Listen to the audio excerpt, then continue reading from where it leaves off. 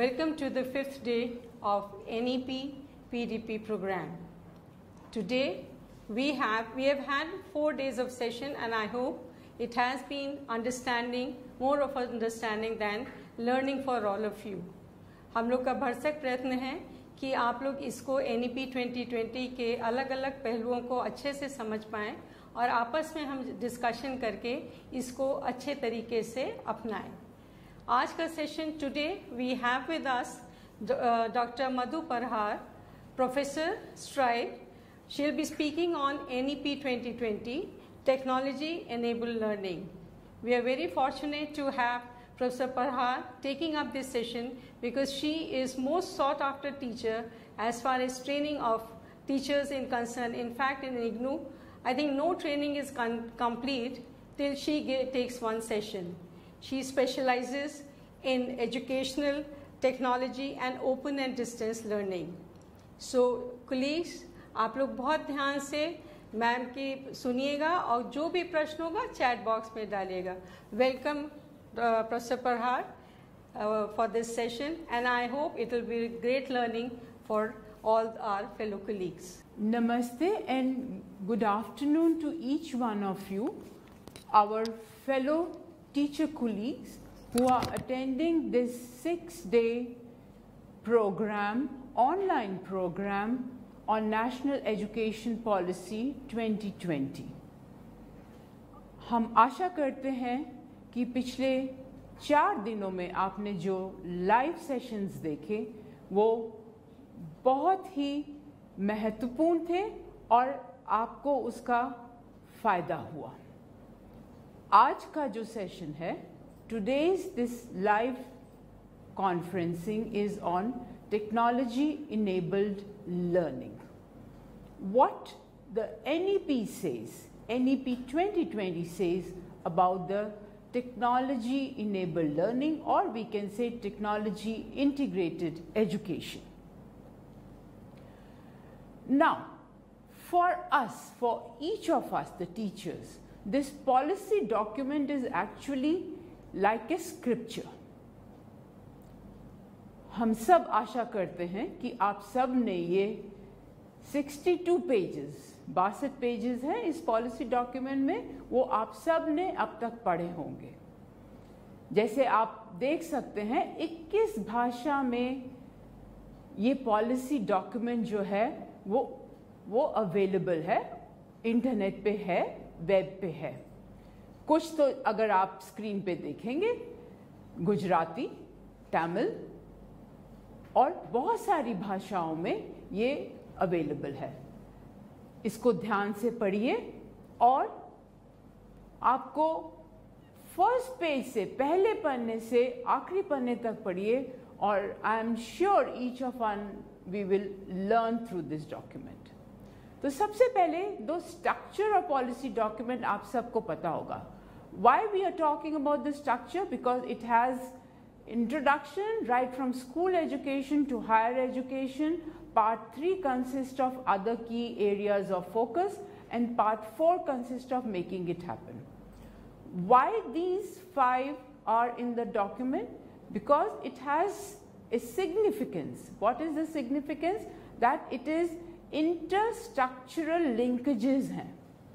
Unless and until, आशा करते हैं कि आप सबने, because the program is on higher education, पर हम आशा करते हैं कि आपने स्कूल एजुकेशन को भी पढ़ा होगा और जो अदर की एरियाज और making it happen, that is the implementation part of it, उसको भी आप लोगों ने सबने पढ़ा होगा.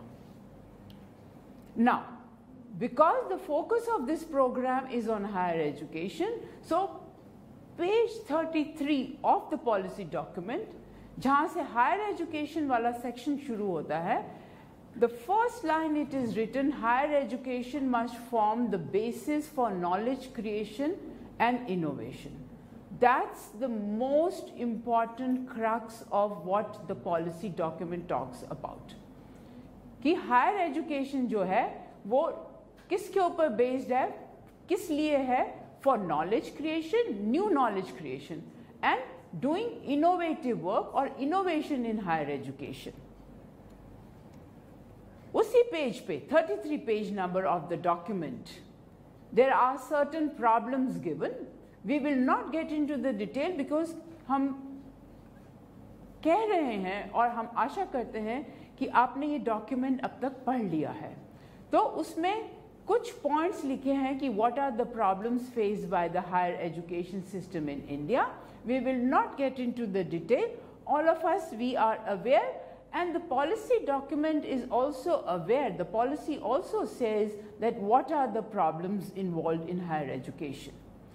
However, page 34 of this document says that this policy, it envisions a complete overall and re-energizing of the higher education. मतलब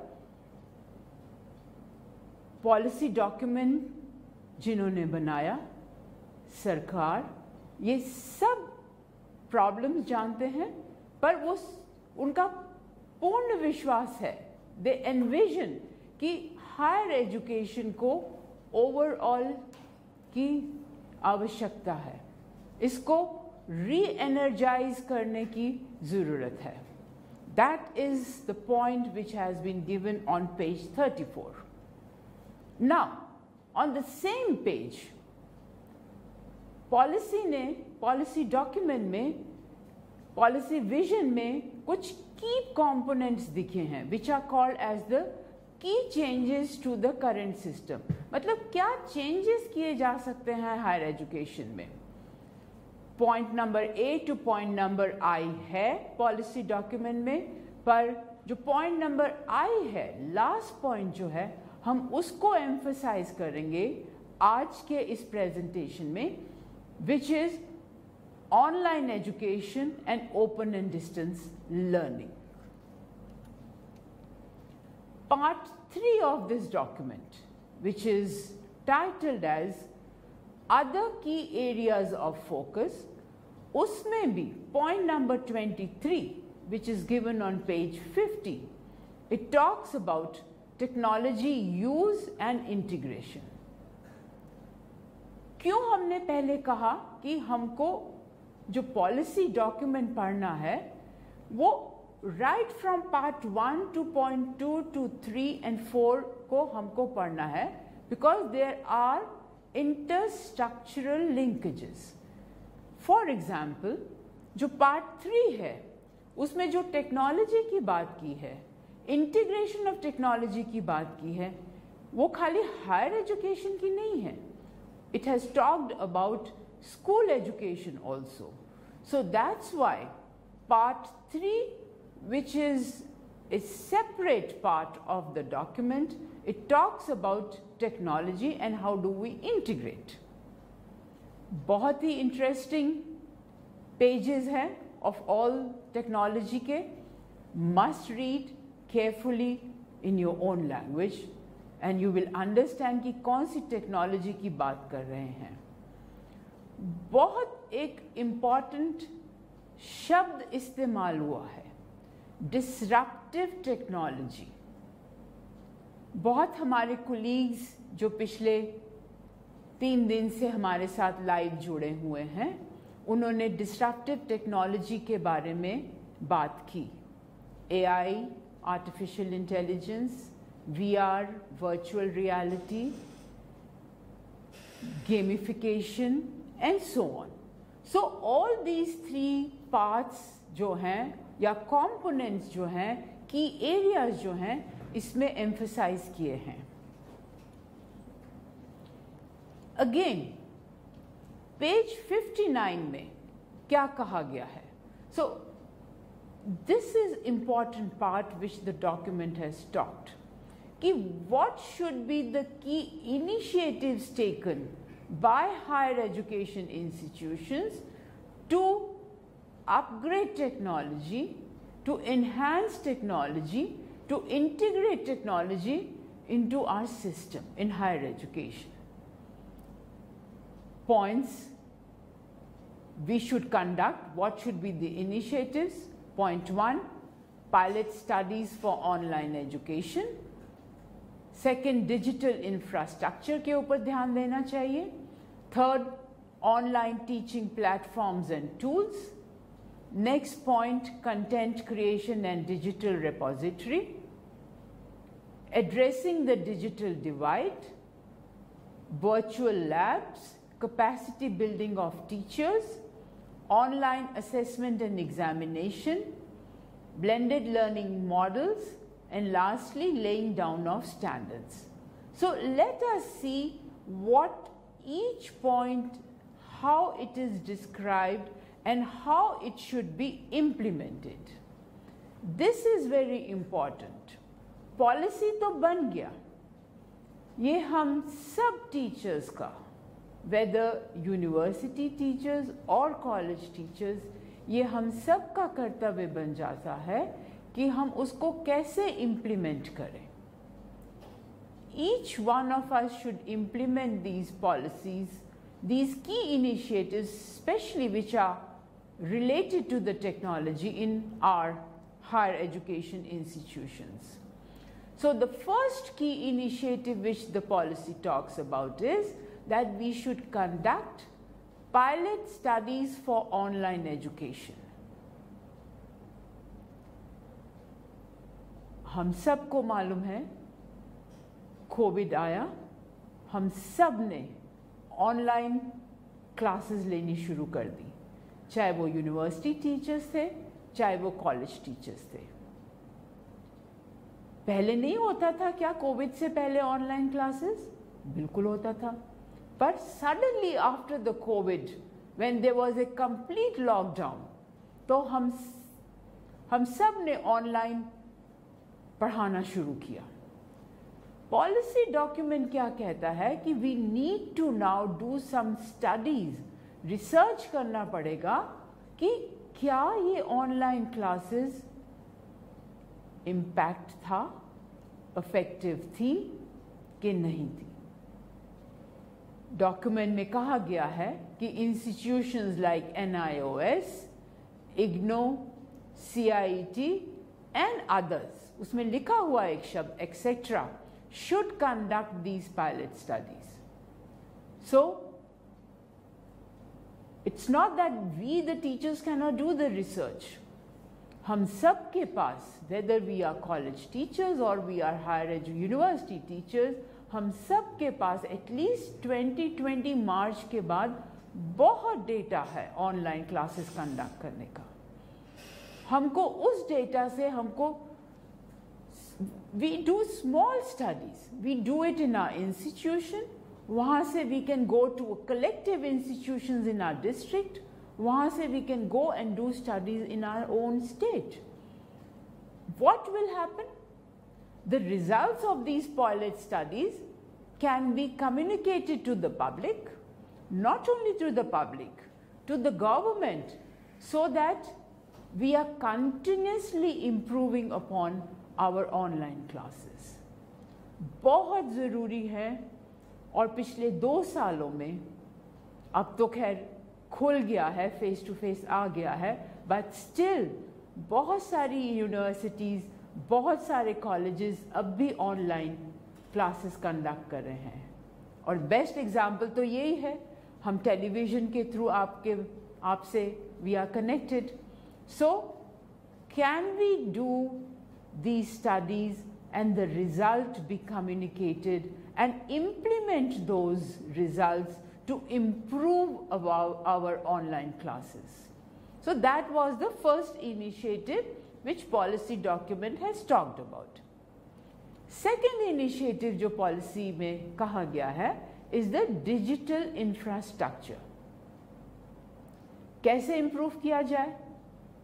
हमारी यूनिवर्सिटीज़ में, कॉलेजेस में we have water facility, we have toilet facilities, we have classrooms, but digital infrastructure की अभी भी बहुत ज़रूरत है. स्पेशली कॉलेजेस जो रूरल एरियाज़ में हैं, यूनिवर्सिटीज़ कई जो अर्बन एरियाज़ में हैं, उनके पास है साधन हैं. क्लासरूम में प्रोजेक्टर हो भी सकता है, नहीं भी हो सकता, बट सरकार ने इस पॉलिसी डॉक्यूमेंट में क्लियरली कहा गया है that all institutions need to invest in creation of open public digital infrastructure. जब तक एक टीचर के पास क्लासरूम में कंप्यूटर नहीं होगा, प्रोजेक्टर नहीं होगा, तो एक फेस टू फेस में भी आपने देखना है, आप सब पावर पॉइंट बनाते हैं और अपना प्रेजेंटेशन करते हैं, otherwise it is a black board presentation. पर जब हम डिजिटल इंफ्रास्ट्रक्चर की बात करते हैं, बहुत इंपॉर्टेंट है टीचर के पास होना, खाली टीचर के पास नहीं, स्टूडेंट्स के पास भी होना। That's also important component. Third initiative जो डॉक्यूमेंट में कहा गया है is online teaching platforms and tools. There are several online teaching platforms which are available, which you all, we the teachers can use. Tools कौन से use कर सकते हैं?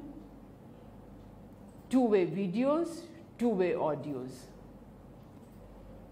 जब मैंने, मेरे colleagues ने IGNOU ज्वाइन किया, हमारे पास electronic media production centre, it's a big unit we have, हमारे पास टू-वे ऑडियो फैसिलिटी थी, अब भी है। टू-वे ऑडियो फैसिलिटी का क्या फ़ायदा है? You can interact with the teachers directly. जैसे आप अभी अपने चैट में आप अपने प्रश्न डाल रहे हैं, प्रश्न पूछ रहे हैं, that's what interactivity is important. Unless and until there is no interactivity, जब आप टीचर्स और स्टूडेंट्स को आप इंगेज नहीं करेंगे तो जो लर्निंग है इट्स नॉट इम्पैक्टफुल। सो इस डॉक्यूमेंट में कहा गया है कि we need to have online teaching platforms, we need to have online teaching tools also, so that जो ऑनलाइन क्लासेस है दे आर more impactful.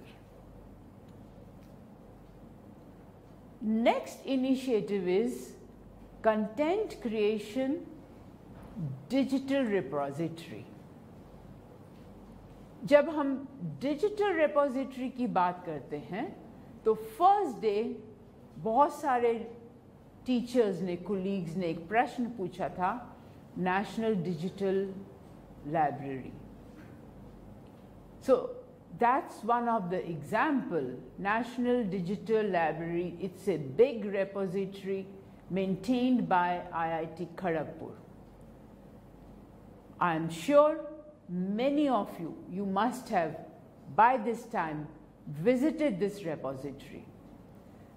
बहुत सारे disciplines, whether you take engineering or you take sciences or you take humanities, बहुत books, बहुत courses, बहुत literature it's available. और खाली Hindi English में नहीं है, ये मेजर रीजनल लैंग्वेजेस में material is available. Not only text material, videos are available on this NDL, National Digital Library repository. तो इनिशिएटिव जो पॉलिसी डॉक्यूमेंट में कहा गया है कि टीचर्स को अपना कंटेंट भी खुद क्रिएट करना है और वो इस रेपोजिटरी में अपलोड कर सकते हैं, चाहे कोई भी हो, चाहे इंस्टीट्यूशनल रेपोजिटरी हो, यूनिवर्सिटीज कैन क्रिएट दो। फॉर एग्जाम्पल IGNOU के पास अपना ज्ञान कोश है, that is a digital repository. हमारे सारे कोर्सेज, हमारे सारे वीडियोस इस डिजिटल रेपोजिटरी में हैं।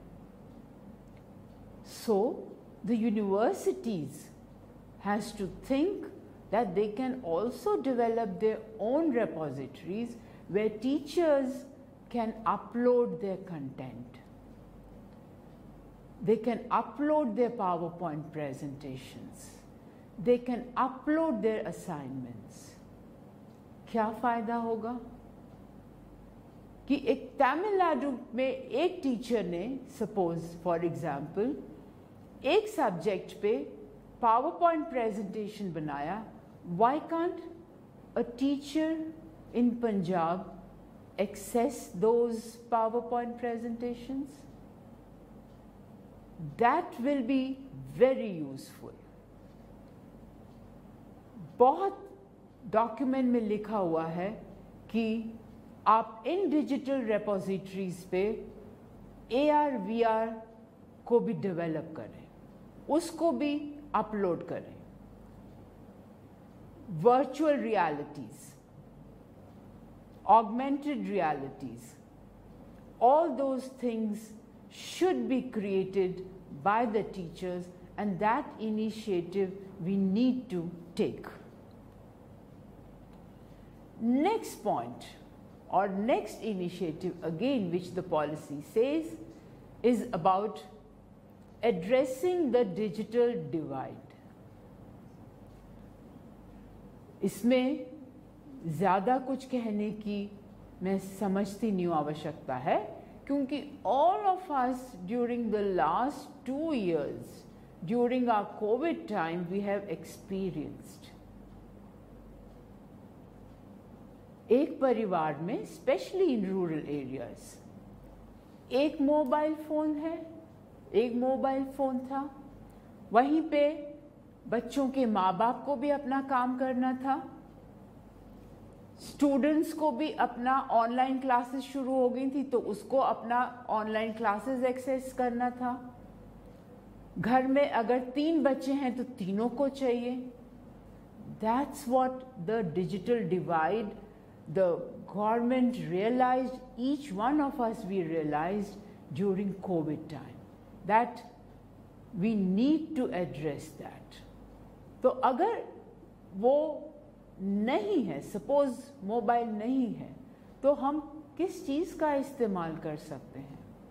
टेलीविज़न, स्वयं Prabha, this is the best example जो आप अभी इस टाइम आप हमारे साथ जुड़े हुए हैं.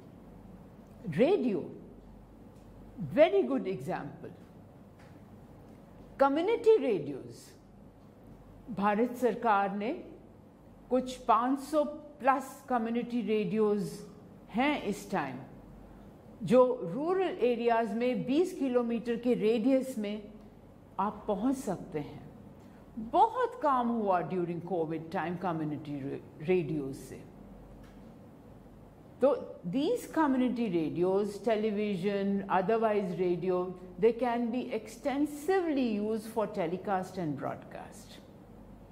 अगर हमारे पास, हम कहते हैं हमारे पास लैपटॉप नहीं है, हमारे पास जो डेस्कटॉप है वो नहीं है, स्टूडेंट्स के पास नहीं है, टीचर्स के पास नहीं है, we know that all of us know, government is aware of it. But क्या हम इन मीडिया का भी हम इस्तेमाल कर सकते हैं? Second important point the policy talks about is कि ये जो एजुकेशनल प्रोग्राम्स हैं, it should be made available 24/7 in different languages. और वो हो रहा है. That's possible. Now, digital divide की जब हम बात करते हैं, it is not only the division of the devices. मतलब ये नहीं कि खाली की devices ही नहीं हैं. There are lot of skill gaps also.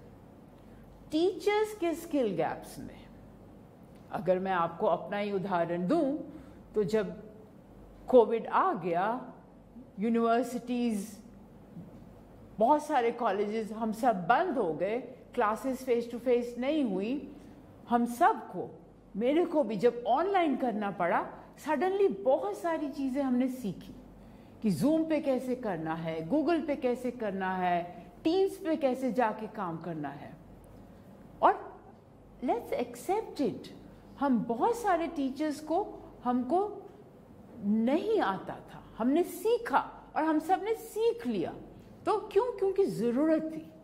तो दैट्स वेरी इंपॉर्टेंट कि वो स्किल डिवाइड है।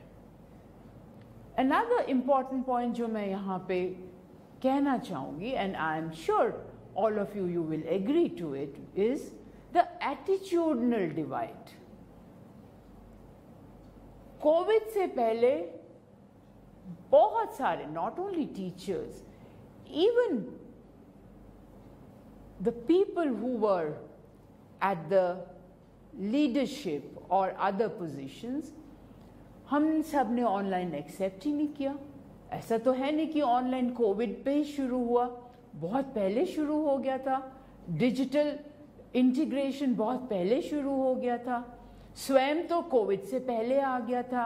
दीक्षा प्लेटफॉर्म एनसीईआरटी ने जो किया वो तो पहले आ गया था, पर हम यूज नहीं कर रहे थे। That's what the attitude. But each one of you immediately started using online classrooms, teaching through online platforms immediately. So क्या हुआ? हमारा attitudinal change हुआ. There was a divide. This we have to see. Digital divide की तो हम, device divide की तो हम बात कर चुके हैं, but government is fully aware, they are working, but we the teachers also need to address, and that's what is important when we talk about कि हम NEP implement कैसे करेंगे.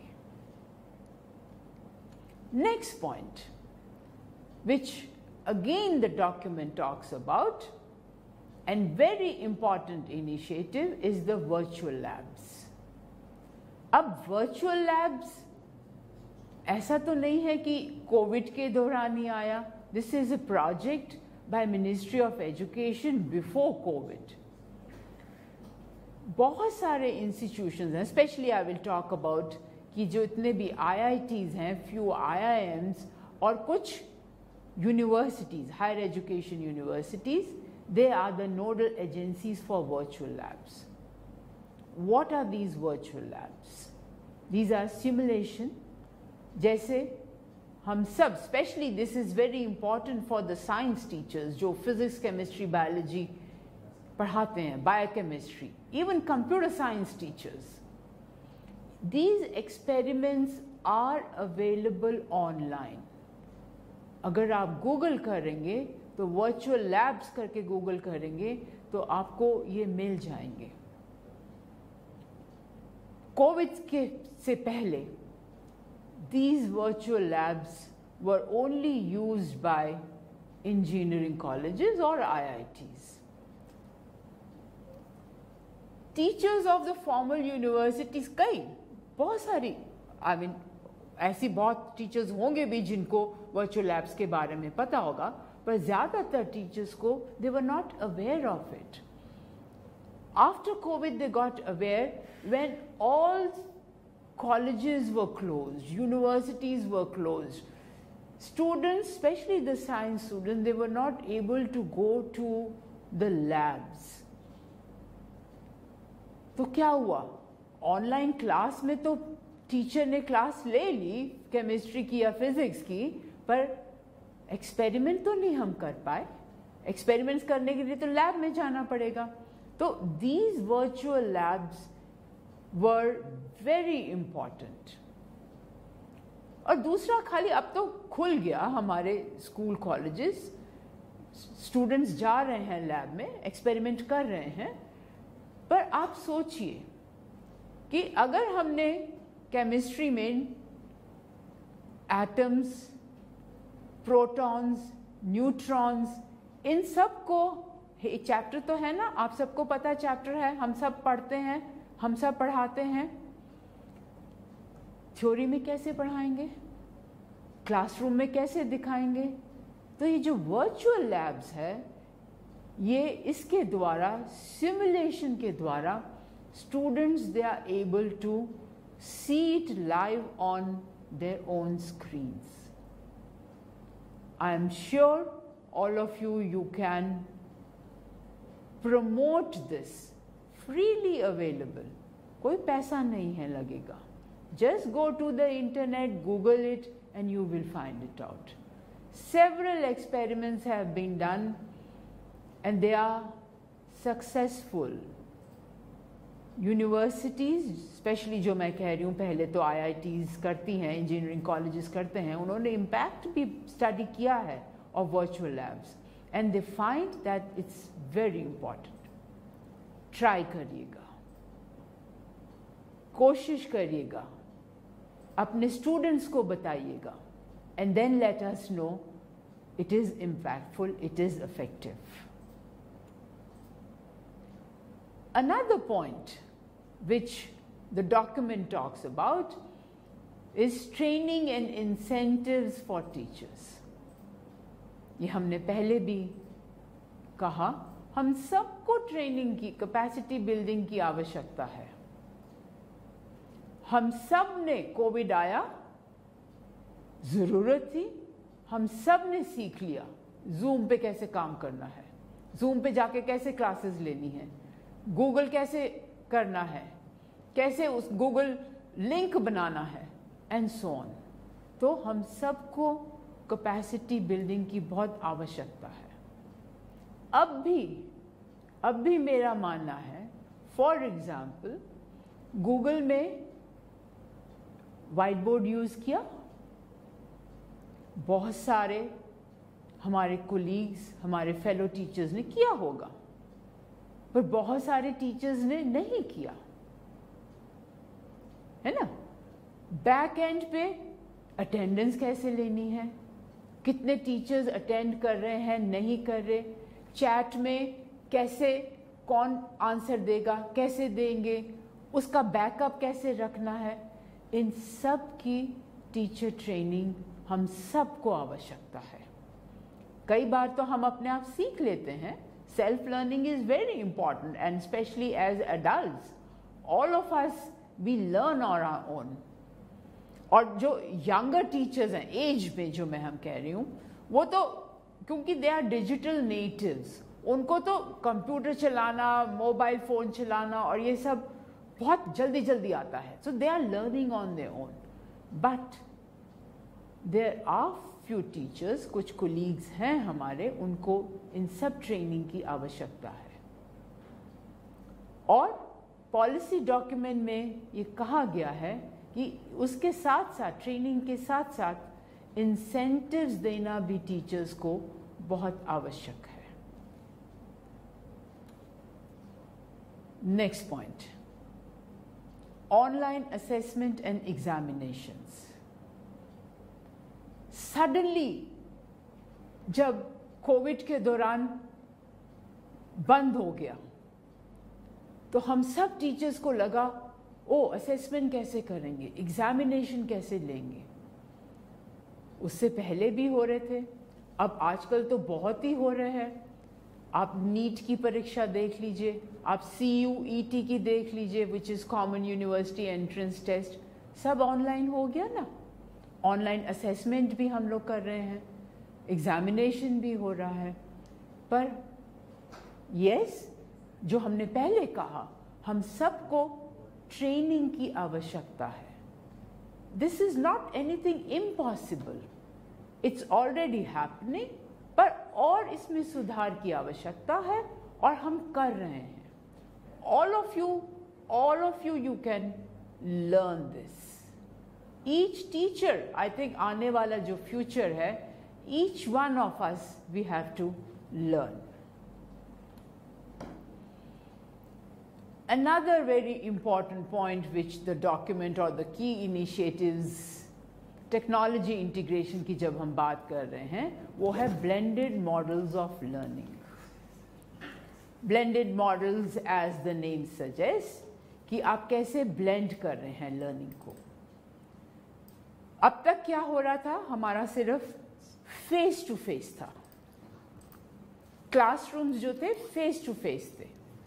पर अब क्या किया हमने, ऑनलाइन क्लासेस भी होगी, तो क्या हुआ, टेक्नोलॉजी का ब्लेंड हो गया, हमारा लर्निंग का ब्लेंड हो गया.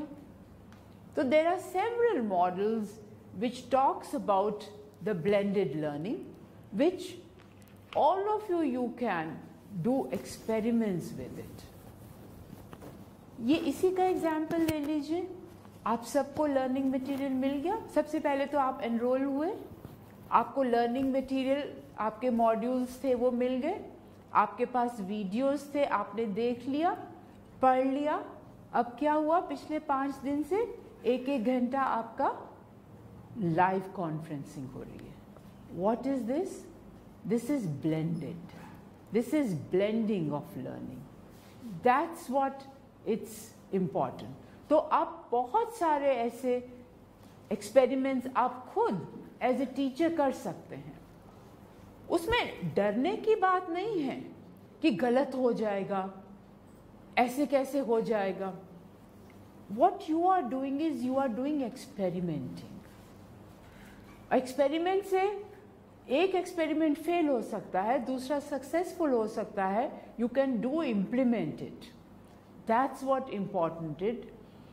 फ्लिप लर्निंग का नाम सुना होगा, फ्लिपिंग, कि आप अपने स्टूडेंट्स को कहें पहले कि आप 1, 2, 3 वीडियोस इस सब्जेक्ट के ऊपर या इस कॉन्सेप्ट के ऊपर देख के आए. फिर क्लास में आप उनसे प्रश्न पूछें. तो इंस्टेड ऑफ वो जो हम एक बात करते हैं लर्निंग थ्योरीज इंस्ट्रक्टिविस्ट की, कि एक टीचर जो है आके सिर्फ इंस्ट्रक्शन देता है, वो क्या होगा? वो खत्म हो जाएगा. It will be constructivist model of learning. So blending हम क्या कर रहे हैं? Of technology, of constructivist learning, of instructivist and methods and media also. बहुत एम्फसाइज किया गया है ब्लेंडेड मॉडल्स ऑफ लर्निंग को in this document.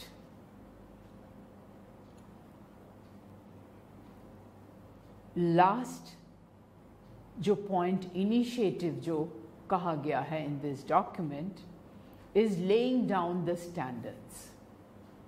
Very very important. कहीं हमारा कंटेंट गलत ना हो जाए. ऑनलाइन में है ना, क्लासरूम में भी नहीं होना चाहिए जब हम फेस टू फेस पढ़ाते हैं. पर जब ऑनलाइन हो गया हमारा कंटेंट, वो तो पब्लिक डोमेन में चला गया. तो हमारा जो कंटेंट है उसका एक स्टैंडर्ड होना चाहिए. हमारे जो वीडियोस हैं उसकी क्वालिटी होनी चाहिए. सो this document, it talks about that each one of us, the teachers, we have to see how do we lay down the standards of our content, whether it is a video or it is a textual material or discussion forum also.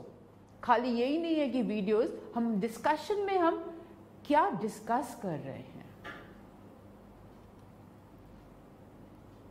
Friends, NEP 2020 जो है, it's transformative.